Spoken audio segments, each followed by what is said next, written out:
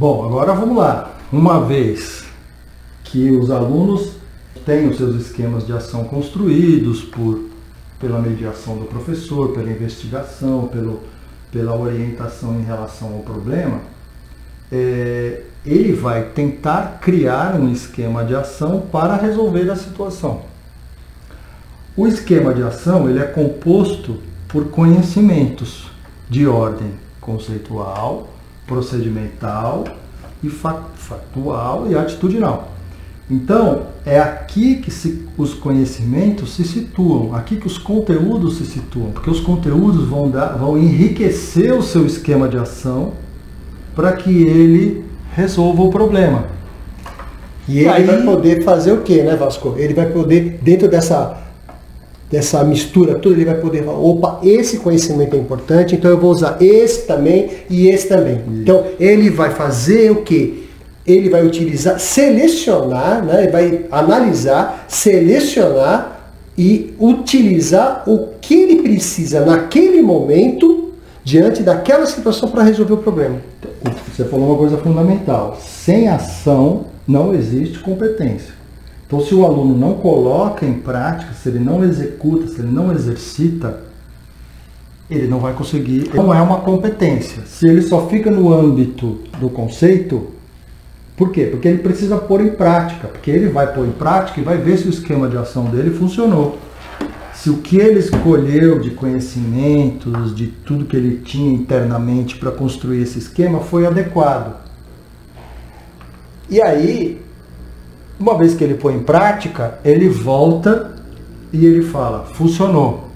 Funcionou parcialmente. Funcionou muito pouco. Funcionou quase totalmente ou não funcionou. Então é aquela história do aluno que faz um exercício de matemática, aquele exercício enorme, na hora que ele passa daqui para cá, ele erra um sinal.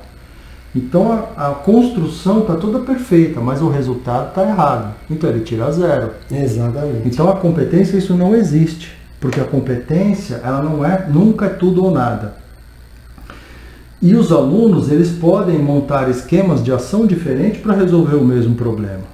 Você resolveu o problema montando determinados esquemas e eu resolvi o mesmo problema com esquemas diferentes. Então essa aula onde todo mundo tem que seguir certinho, resolver desse jeito, é assim que se faz, isso é muito complicado, porque a situação do mundo não é assim.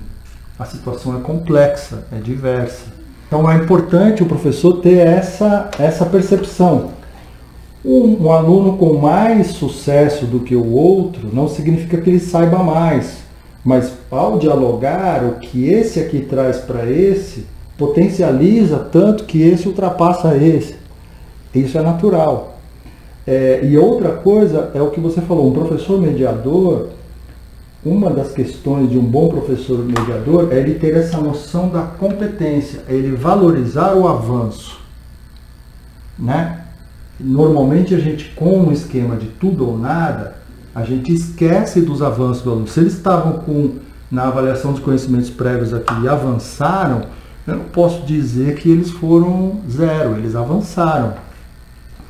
Existe um exemplo muito claro que é assim, um grande palestrante, ou ao contrário, um professor que é extraordinário com os alunos. Um dia, numa reunião de professores, ele pode ficar gaguejando porque ele está na frente dos professores. Eles vão falar que ele é um cara incompetente, que ele tem que ser mandado embora, porque como é que um cara daquele dá aula? Na verdade, a situação é a mesma, aparentemente, mas ele é incompetente aqui, competente aqui. Então, na verdade, a competência ela nunca é tudo ou nada. Vasco, você falou uma coisa muito importante, eu queria retomar com você. Muitos professores utilizam o jogo como estratégia para o desenvolvimento de uma habilidade. E aí que está um grande problema. O jogo, muitas vezes, tem o ganhador e perdedor. E nessa situação é muito complicada e complexa na medida em que você coloca muitas vezes o aluno que perde de fora, né, e não retorna na experimentação, ou não dá chance para que esse aluno possa analisar sobre o seu jogar, o seu jogo, e ele fica excluído. Ou, num jogo, ele repete e perde. Chega uma hora, Vasquinho, o que acontece? Esse aluno não quer mais participar da aula. Então você, nesse tudo ou nada também, há essa questão muito importante, né, de como o professor deve utilizar sabiamente algumas estratégias para que não desestimule o aluno, sim, mas que o mobilize para resolver o problema. Porque o jogo, né, o fato do jogo ter ganhador e perdedor, acho que um problema, né, Ricardo, a gente vive conversando sobre isso, é você dar o foco no resultado, né? Exato. Se o foco for resultado, é complicado. Agora, se o foco for em tudo que envolve o jogar, o resultado, ele também faz parte do jogo, porque ele sabe que alguém vai ganhar e vai perder.